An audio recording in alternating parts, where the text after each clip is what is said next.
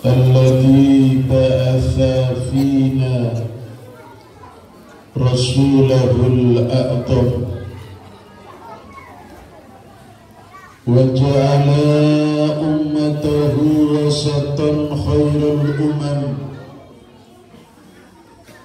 حتى يكونوا يوم القيامة شهداء على سائر الأمم. صلى الله تعالى على النبي الأكمل الأفخم سيدنا ومولانا محمد ذي المكارم والصيام وعلى آله وأصحابه انتظام والشرفا وكرما ومجدا وعظم. سبحانك لا علم لنا إلا ما علمتنا إنك أنت العليم الحكيم. ربنا افتح بيننا وبين قومنا بالحق وأنت خير الفاتحين. آمين يا رب آمين يا رب. أما بعد، جناب المحترمين المفخمين, para alim, para kiai, para asatid, para penisbuh, Khatibul Majlis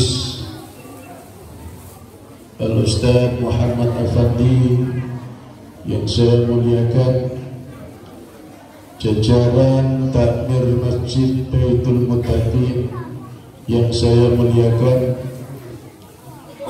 Bapak Kepala Desa, Kepala RW, Kepala RT, semuanya yang saya muliakan, para hadirin hadirat, kaum muslimin muslimat, pecinta Rasulullah Sallallahu Alaihi Wasallam. Mudah-mudahan pada malam hari ini kita akan mendapatkan kucuran-kucuran rahmat dari Allah Subhanahu wa Ta'ala, kucuran-kucuran ampunan dari Allah Subhanahu wa Ta'ala, sehingga nanti kita pulang dari majelis ini membawa beberapa keberkahan, membawa maghfirah dari Allah Subhanahu wa Ta'ala.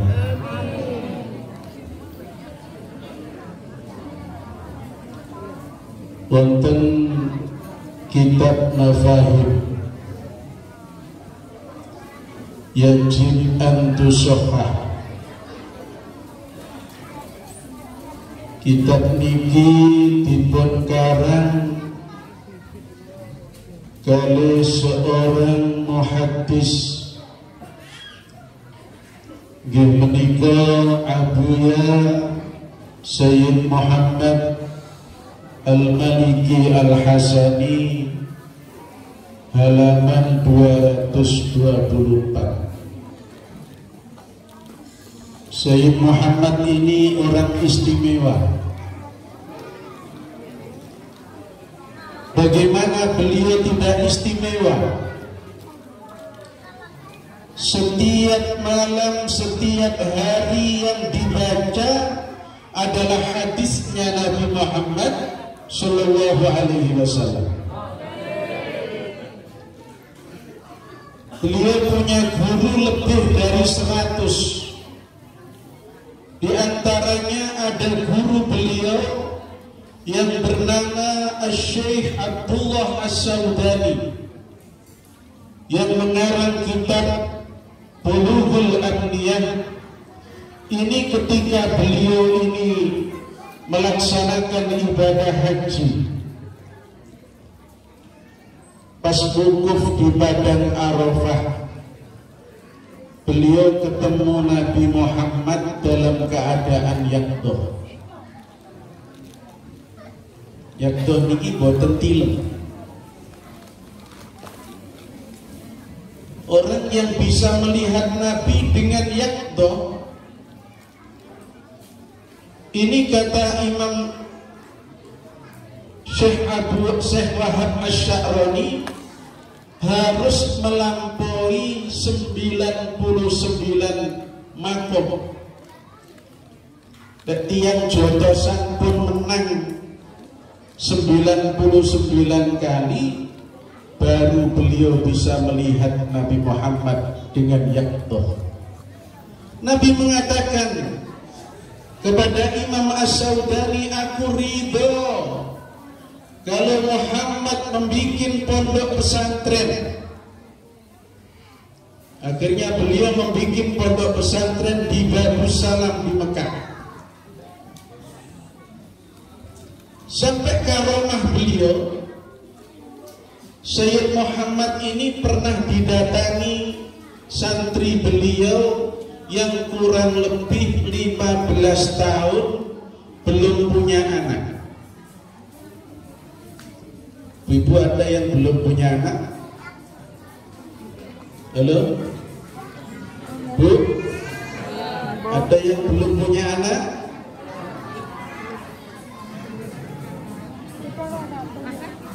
Lima 15 tahun nikah belum dikasih anak oleh Allah.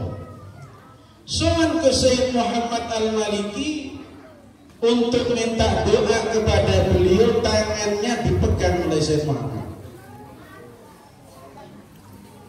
Jari jemarinya ini dipegang. Nanti anak kamu yang pertama saya kasih nama Muhammad Anas. Dipegang lagi. Yang kedua saya kasih nama Alwi. Yang ketiga dipegang lagi, saya kasih nama Abdullah. Kemudian santri ini pulang ke Malang. Dari Malang ada berita, di saat itu pula 15 tahun yang belum dikaruniai anak oleh Allah, ada telepon bahwa istrinya mengandung. Ini ada satu amalan. Niki pas kangge kula panjenengan sedaya, terutama yang punya istri dalam keadaan hamil. Wonten sing meteng niki, Bu. Wonten sing meteng niki. Ini pelajaran ini. Sebelum saya sampaikan tentang satu kalimat yang disampaikan oleh Sayyid Muhammad tentang Maulid Nabi. Ada sahabat Ibnu Abbas, tolong dicatat, penting. Sahabat Ibnu Abbas ini pernah soal datang kepada Nabi kita Muhammad Sallallahu Alaihi Wasallam. Beliau melaporkan, ya Rasulullah, adakah amalan-amalan yang harus dibaca oleh istri-istri kami yang sedang hamil, agar mereka itu oleh Allah nanti ketika bayinya lahir diberikan keturunan yang soleh dan solehah. Pada saat Nabi ditanya ini, fayal bathu maliyan, Rasulullah tidak langsung menjawab, menantikan instruksi daripada malaikat Jibril alaihi salatu wassalam. Datanglah malaikat Jibril. Malaikat Jibril mengatakan kepada Nabi Muhammad, barang siapa yang ketika istrinya hamil sampai dia melahirkan dibacakan la ilaha illallah al-halimul karim, la ilaha illallah rabbul arshil adim, la ilaha illallah rabbus samawati wal ardi wa rabbul arshil adim, ka'annahum yawma yarawnaha lam yalbathu illa asyiyatan aw duha. Nabi katakan, Ibnu Abbas, istrimu suruh baca kalimat ini. Maka demi Allah, kata Nabi, ketika bayi itu nanti lahir oleh Allah Subhanahu wa ta'ala, bayinya akan diselamatkan dari segala macam aib, dari segala macam bala dan lain sebagainya. Sebab sekarang ini nyuwun sewu ibu-ibu, di Indonesia ini kedokteran sudah mengeterapkan namanya eugenetika. Apa eugenetika itu? Ketika ada seorang perempuan yang hamil, ini bisa dideteksi EQ-nya itu normal atau tidak normal. Bahasa kasarnya, ki calone goblok nopo pinter. Itu bisa dideteksi. Lek bayi ini sampai yang calone wong goblok disontek, mati. Ini Nabi memberikan jimat, instruksinya dari Allah lewat malaikat Jibril. Demi Allah, kata Nabi Muhammad, lek wonten tiyang hamil sampai dia melahirkan, selalu istiqomah membaca kalimat ini, satu, bayinya akan dijauhkan dari berbagai macam aib, cacat baik secara fisik maupun cacat secara batin.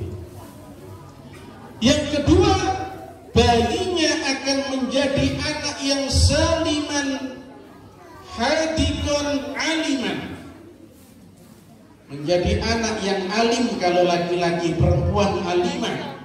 Hadikon diberikan kecerdasan yang luar biasa oleh Allah. Yang nomor tiga, wa tashhil liwiladatihi, ketika dia melahirkan akan dimudahkan oleh Allah Subhanahu wa ta'ala. Pun apal bungi? Pun apal? Dereng apal saged sowan nang griya kula teng Kangean nggih. Mangke syarate kedah gawa gula. Mboten betul gula kula mboten purun nggih.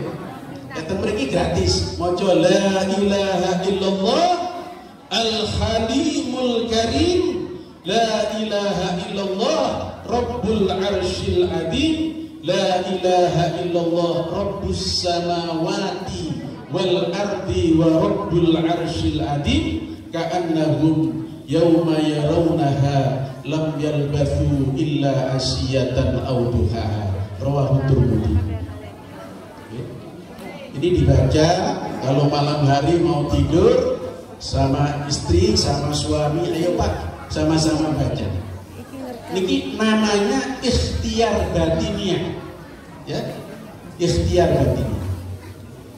Sayyid Muhammad ini mengatakan inna hadhil ijtima'at fi maulidihi sallallahu alaihi wasallam hiya wasilatul kubra li da'watin ilallah. Sesungguhnya, kata Sayyid Muhammad Al-Maliki, perkumpulan-perkumpulan semacam ini yang di dalamnya kita bacakan sholawat kepada Nabi Muhammad, kita lantunkan tahmid kepada Allah Subhanahu wa ta'ala, kita kumpulkan orang-orang mukmin dalam rangka untuk mengikat kecintaan kepada Nabi Muhammad. Ini, kata Sayyid Muhammad, wasilatul kubra li da'watin ilallah. Wasilah, sarana yang sangat besar untuk mengajak manusia mendekatkan diri kepada Allah Subhanahu. Bal hiya fursatun dhahabiyah, kata beliau.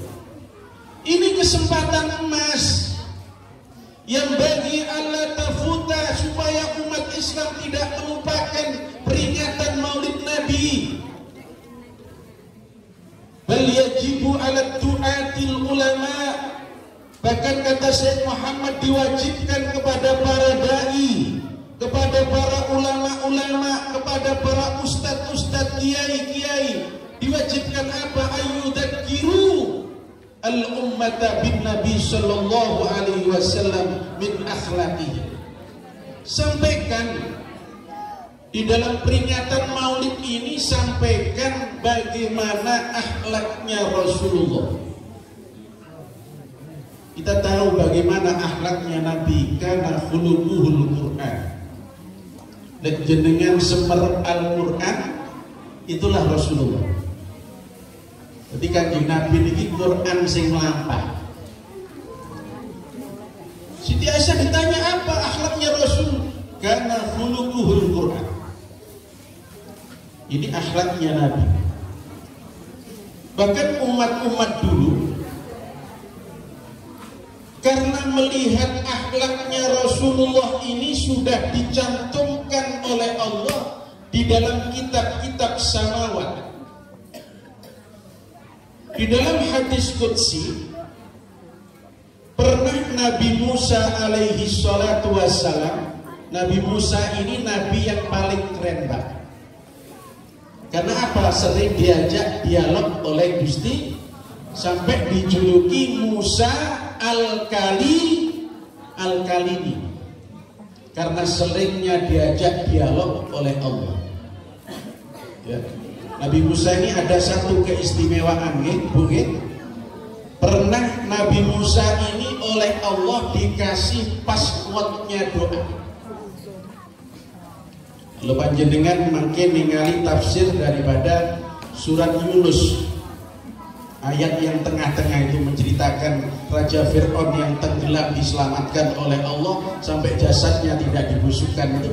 Di situ ada Nabi Musa itu dikasih password doa oleh Allah. Ketika Nabi Musa itu ketika berdoa kepada Allah, meminta kepada Allah agar semua kekayaan-kekayaan yang dimiliki oleh Fir'aun dijadikan api. Akhirnya doa ini 1 tahun terkabul.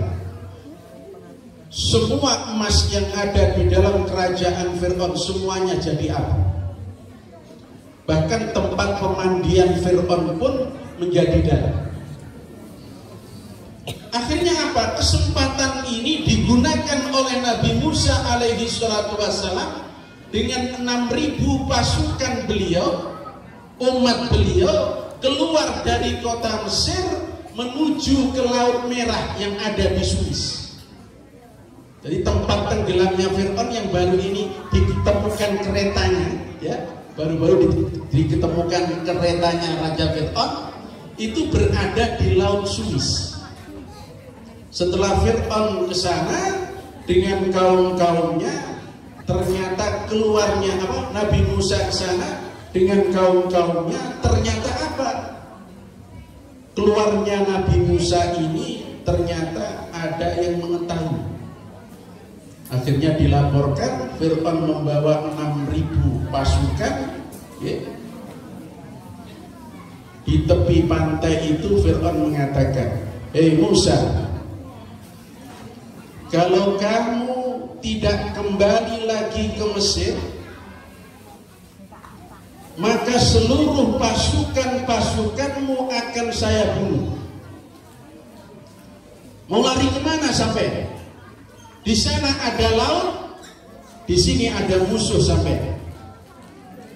Di saat itulah Nabi Musa alaihi salatu wassalam mendapatkan perintah dari Allah. Musa, idrib bi'asokal bakhar. Tongkatnya Nabi Musa itu disuruh memukulkan laut.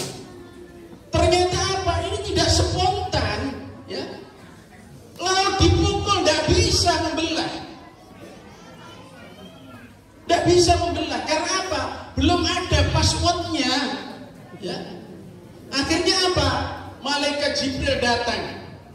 Musa, kalau engkau ingin memukulkan tongkatmu di laut ini, baca Allahumma lakal hamdu wa ilaikal mustaka wa antal musta'an wa la hawla wa la quwwata illa billahil aliyil azim. Dipukulkan oleh Nabi Musa, akhirnya Laut Merah, Laut Suez ini membelah menjadi 12 jalan. Biasanya kalau kita tahu ada di air, jalan itu pasti akan becek.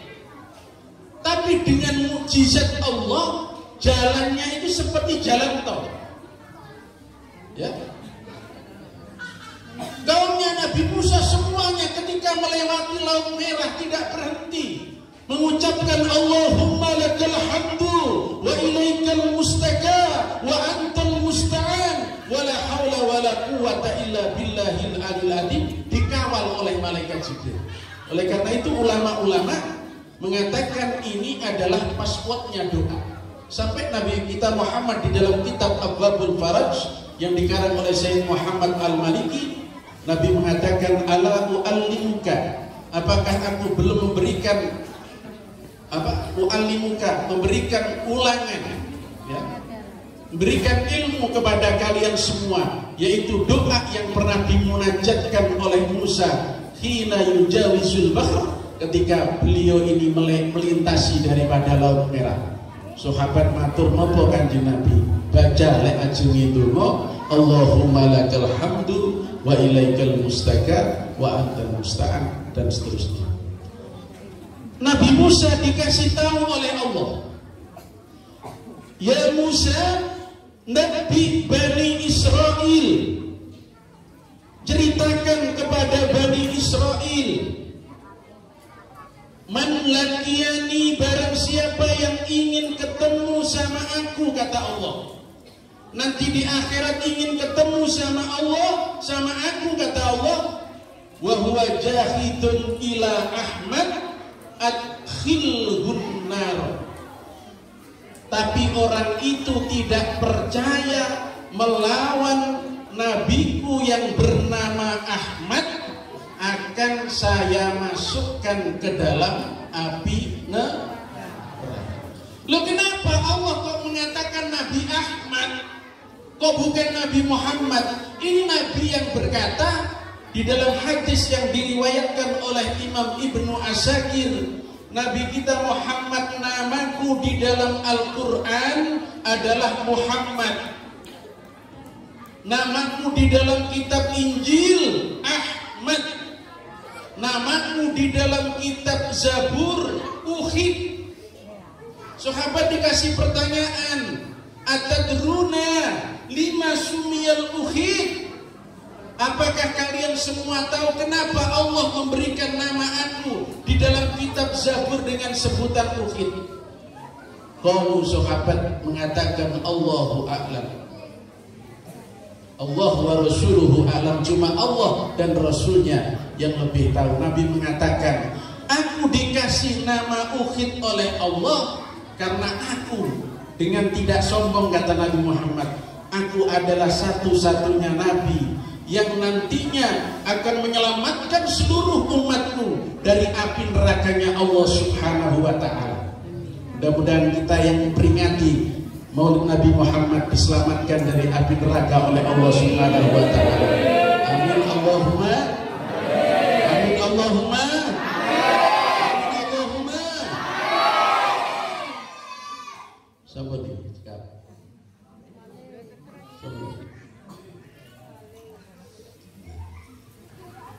Jadi Nabi Muhammad, barang siapa kata Allah Ta'ala kepada Nabi Musa yang menentang kepada nabiku yang bernama Ahmad adkhilhun nar, saya masukkan dia ke dalam api neraka. Nabi Musa belum tahu, belum pernah kenal, belum lahir.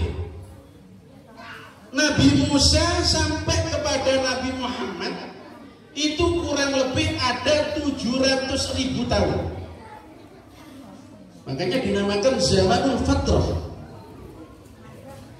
Nabi Musa belum pernah melihat Nabi Ahmad. Tanya sama Allah, wa ma Ahmadu ya Rabb, siapa Ahmad itu? Dijawab oleh Allah, Musa, ma khalaqtu khalqan akrama minhu, aku tidak membuat makhluk di dunia ini yang lebih utama daripada namanya Ahmad. Rasulullah itu belum lahir sudah mulia. Makanya kelahirannya ditunggu-tunggu oleh umat-umat yang lain.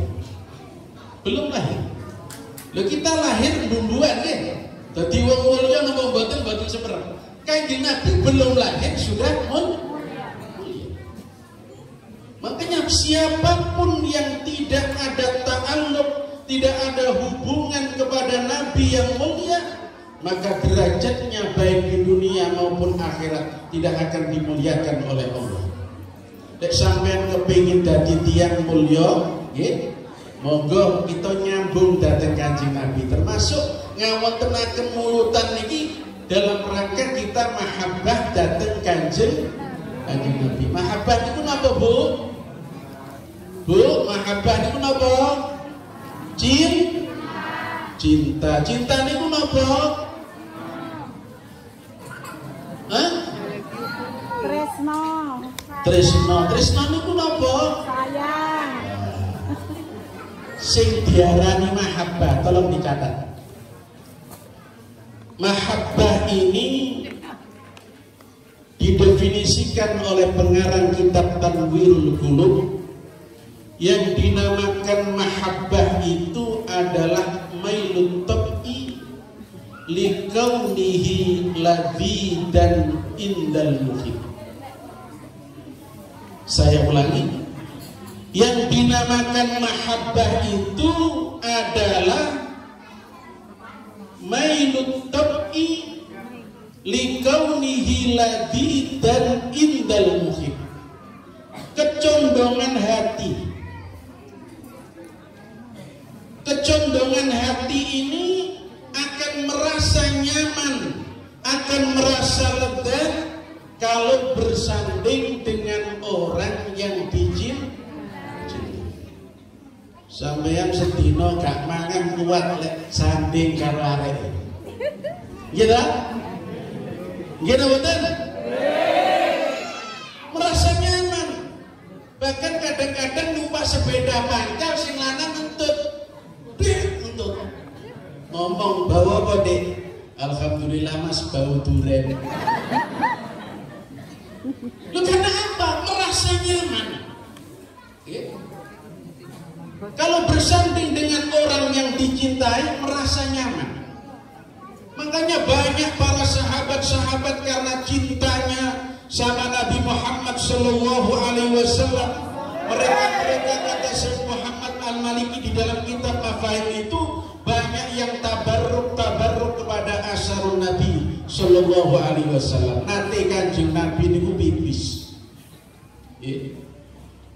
Pipise Kanjeng Nabi niki kalih badhe cawi zaman riyen niku mboten wonten toya golek watu. Jenenge istijmar. Jare wong Jawa peper. Pucuke ini didelek-delek watu. Diguak watunya. Wonten sahabat sing ngonangi mantun damel pepere Kanjeng Nabi. Kita tak jowo. Dipundhut kuasane Allah, watu sing didamel pepere Kanjeng Nabi niku digawe obat sembarang, bahkan Rasulullah nanti berobat datang sahabat. Iki duduk watune ponari nggih. Bekas ditotolno Kanjeng Nabi. Lek tutulane Pak Lurah kan nanti. Tutul-tutul.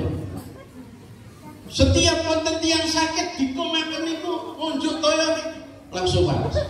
Sampai Kanjeng Nabi pernah sakit, Kanjeng Nabi sumerep wonten sahabat sing wonten niku wau. Kuwatir sirik ndonga Kanjeng Nabi tetep. Ya Allah, angkat kembali. Akhirnya diangkat. Loh kenapa? Sahabat niku lek wis cinta teng gone Kanjeng Nabi. Wong ketok klambine tok sampeyan nek cinta seseorang wis atine wis ndak karo-karoan nggih. Ketok klambine tok gurung krungu suarane. Tadi pernah saya sampaikan di dalam kitab Uqudul Rijal halaman 22 yang dikarang oleh Syekh Umar An-Nawawi. Di zaman Rasulullah niku wonten tiyang setri annam ra'atan kharajat min baitiha litasma'a kalaman Nabi sallallahu alaihi wasallam ma'a ashabihi radhiyallahu taala anhum ajmain. Wonten tiyang setri di zaman Rasulullah ini keluar rumah karena apa? Beliau tidak bisa tidur kalau belum mendengarkan suara Nabi. Boten saged tilem lek derek mireng suwantene Kanjeng Nabi Muhammad kharajat min baitiha litasma'a kalaman Nabi sallallahu alaihi wasallam, untuk mendengarkan suaranya Nabi Muhammad. Akhirnya apa? Ketika orang ini keluar dari rumah, fara'aha rajulun syabun fit thariq. Di tengah-tengah perjalanan ada satu pemuda yang tahu ada perempuan yang keluar, dikejar, ya, diuber. Di tengah-tengah perjalanan dia mengatakan, ya hurmatan nisa, aina qasduki? Wahai wanita mulia, mau kemana sampean? Tiang setri ini jawab, ana qasidatun ila Nabi sallallahu alaihi wasallam. Saya hendak ke majlisnya Nabi Muhammad sallallahu alaihi wasallam. Asma'u kalamahu al-malih. Saya ingin mendengarkan suara beliau yang indah. Pemuda menanyakan, apakah kau cinta sama Muhammad? Nah, kecintaanku kepada Nabi melebihi daripada suamiku sendiri, melebihi daripada harta bendaku sendiri, melebihi daripada anak-anakku sendiri. Akhirnya pemuda ini untuk menyatakan kecintaannya itu, dia mengucapkan irfa'i niqabiki hatta anduri ila wajhiki. Hatta anduru ila wajhiki. Coba buka kerudungmu.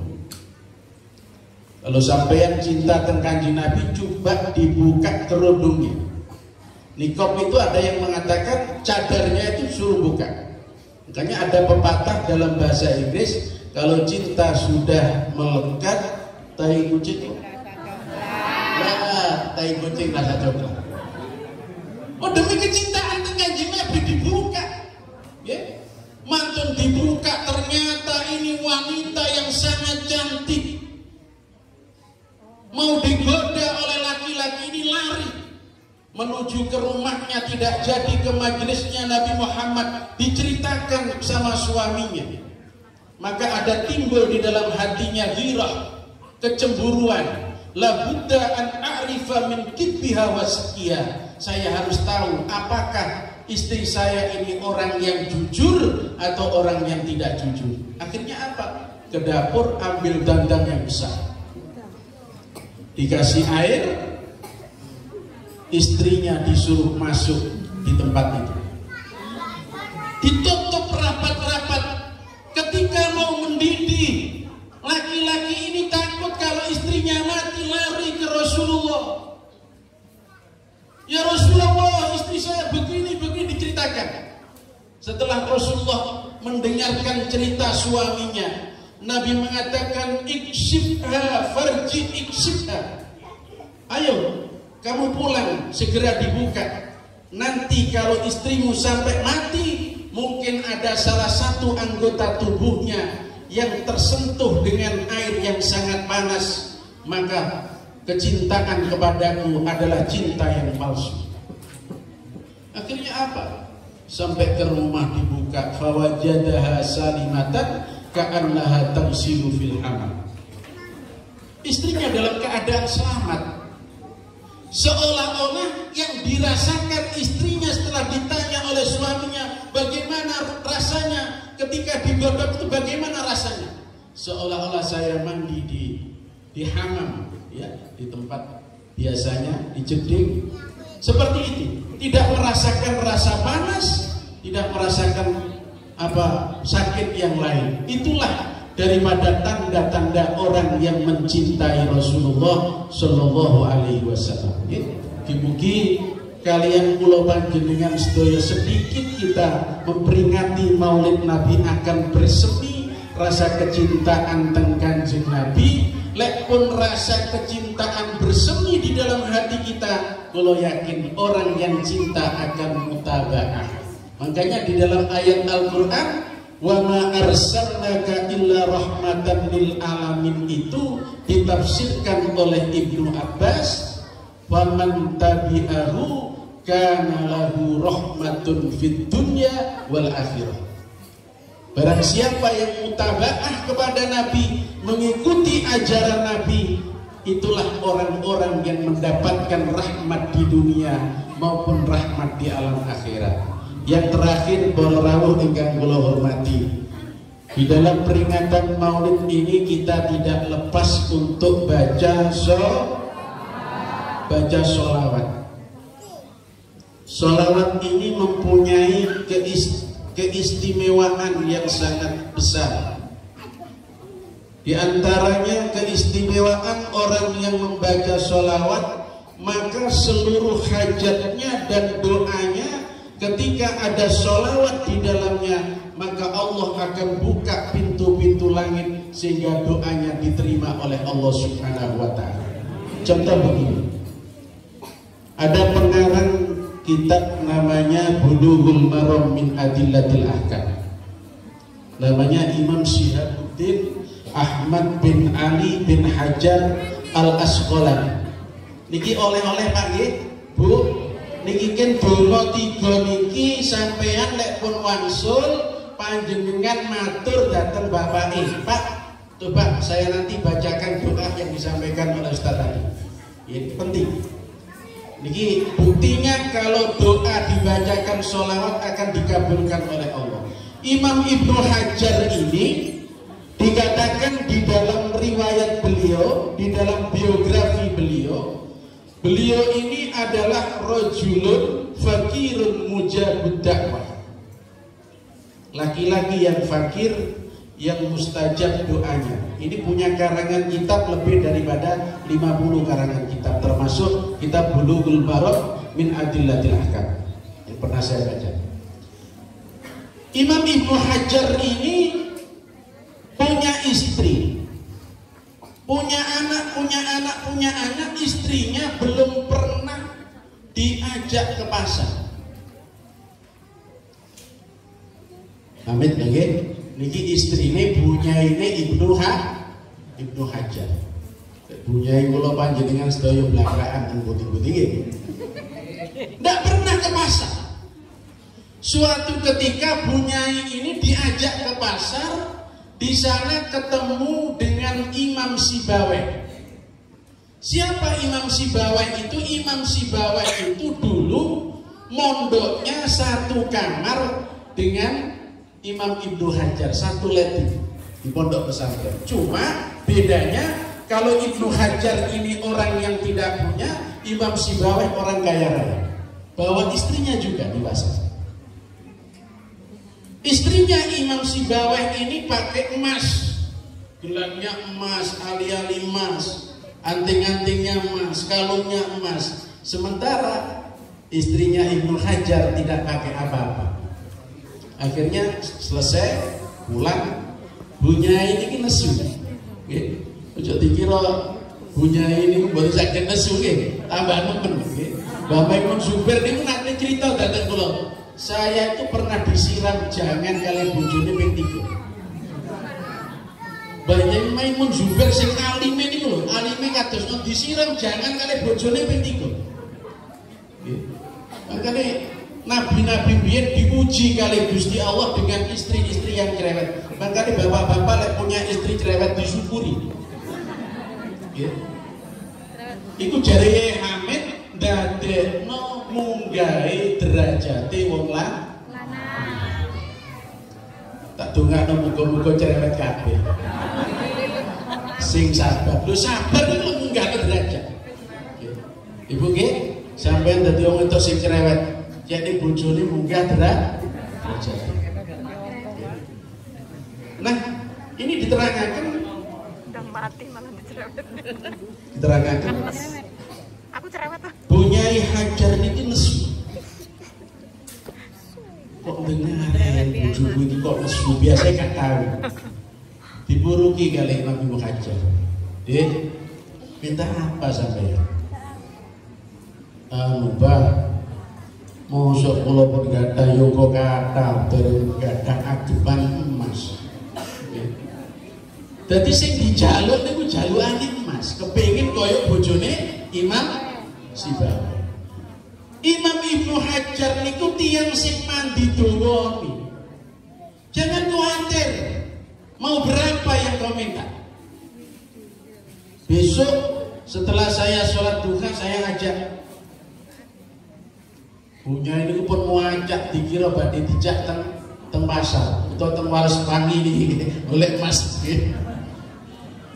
Loh, pas jam itu mantun sholat duha, Imam Ibnu Hajar niki nuntun tenggone sing wedok, teng burine omah niku ana sumur kuno. Sumur sing boten nate didamel. Loh, kok teng mriki Bang jare njaluk emas sampeyan. Aku tak donga sampeyan sing ngene. Sampeyan catet dongane nggih. Sampeyan catet tak nggih? 3 dongane iki. Imam Ibnu Hajar maca sholawat teng mriku sampai ping 100. Allahumma sholli ala Muhammad. Allahumma sholli. Sampai ping 100 donga dhateng Gusti Allah. Allahumma ij'al hadzal ma'a dhahaban dhahaban dhahaban dhahaban wa sallallahu ala sayyidina Muhammad. Sholawat itu nggih sing gawe buka pintu langit itu sampai ping 100. Mari ngoten donga Allahumma ja'al ya Allah sampai dadosaken hadzal ma'a.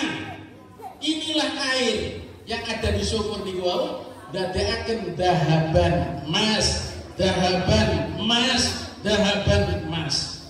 Nggih, mantun donga ngoten niku wau ditilar kali Imam Ibnu Hajar bunyae dipanggil. Wis dan timbang. Iki bukan cerita karangan, nggih. Mungkin panjenengan lek semer manakibe Syekh Imam Ibnu Hajar ada cerita seperti ini. Ditimba banyu niku tambah suwi tambah abot. Disiramaken makbur dadi emas. Ambil lagi jadi emas lagi. Ambil lagi jadi emas lagi. Punya ini ketemu Masya Allah dadi emas kabeh. Imam Ibnu Hajar datang. Iya dek, puas kan? Sampun wis ngene saiki. Kon tak kongkon milih mas iku apa mas aku? Bu.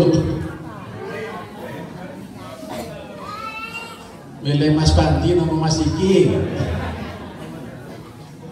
Ditawari kali Imam Ibnu Hajar milih mas iku apa mas aku? Lek sampean milih mas iku al-ana waktu firaqi baini wa baini. Wis pegatan, pek mas. Aku tak golek mana. Lebunya ini ditawari ngoten niku keran Ibnu Hajar niki tiyang ingkang saleh dikandel mboten Pak. Kula milih mas jenengan.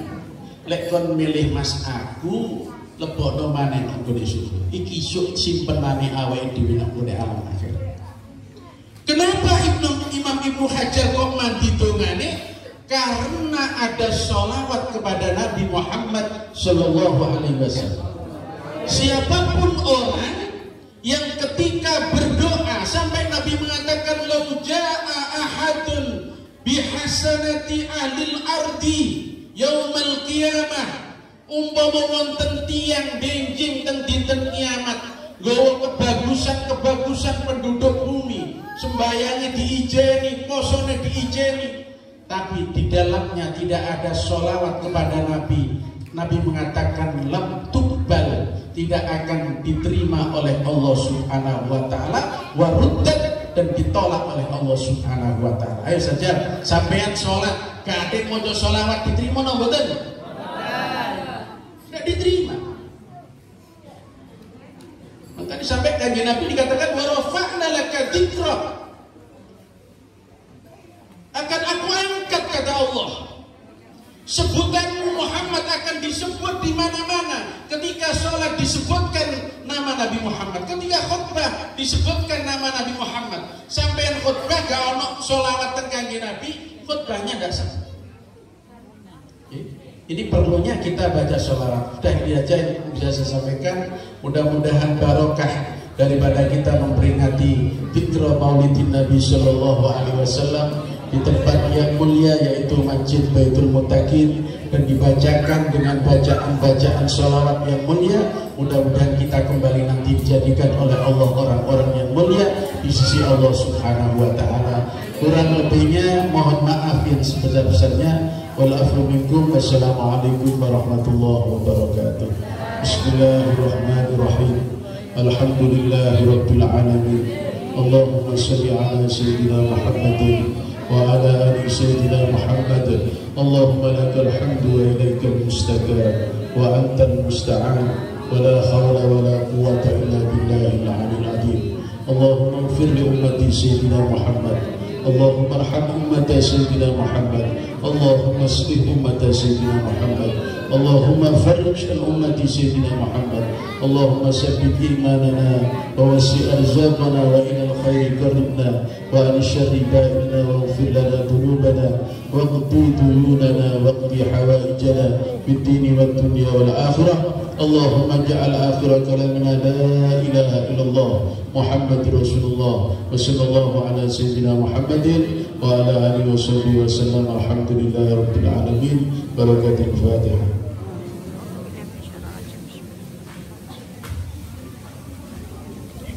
Demikian tadi Mau'izah Hasanah yang telah disampaikan oleh Al-Ustaz Bapak Abdul Rahman. Mudah-mudahan